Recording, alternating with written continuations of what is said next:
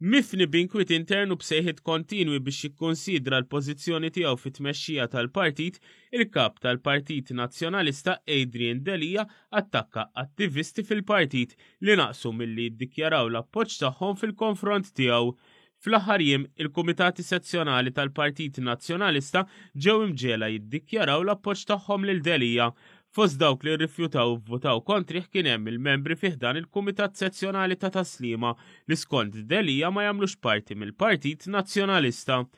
B'reazzjoni Delija ħareġ jattakkom iżda dandan bl-appoġġ li qalli kellu minn 700 persuna li wħud minnhom stqarru l ma setgħux jagħmlu mod ieħor.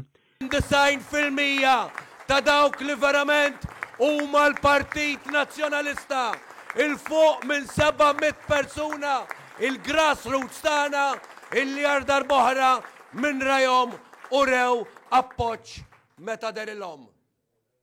F'diskors b'ton aggressiv u ħafna drabi isteriku, Delija qal il-Partit Nazzjonalista qed jissaħħaħ fl-istess waqt kompla jiftħilha fuq dawk id-deputati li fi kliemu ma jifilħux fit-tmexxija tal-partit. Jaraw li l-Partit Nazzjonalista qed jissaħħaħ, qed jaraw illi aħna qed nieħdu il-partit lura lejn in-nies u di ma jifilħux għaliha, di ma jaċċettawiex, ma jridux għax jafu.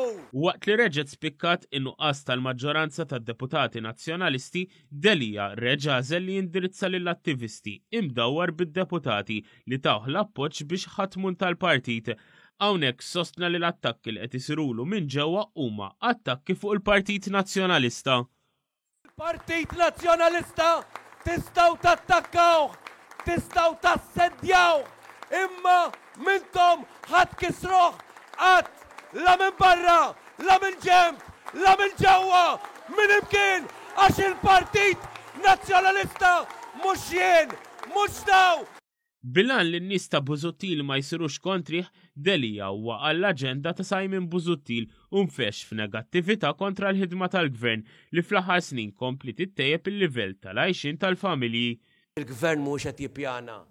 Il-gvern mhuwiex qed iħares l-interess ta' pajjiżna. Jew inkella joħloq il-faqar. U hekk qed jagħmel dan il-gvern. Dan meta s-sibt aktar minn 90,000 pensjonant bdew jirċievu żied oħra fil-pensjoni ta' 4 euro u nofs fil-ġimgħa b'nefqa ta' aktar minn 17 miljun euro. Gvern għalfejn mhux qed iqassam jagħti iniżżel dak l-investiment, dak il-qlieħ, dak is-surplus, dak il-ġid lil dawn in-nies.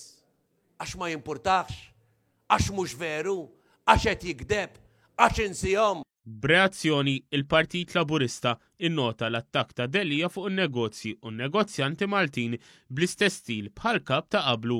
Qal li b'differenza il-Partit Laburista huwa maqut wara Joseph Muscat bħala Prim Ministru ta' pajjiż li ġibet lejn pajjiżna rekord ta' investiment fl-aħħar 6 snin li tejjeb il-livell tal-għajxin tal-familji Maltin u Lawċin.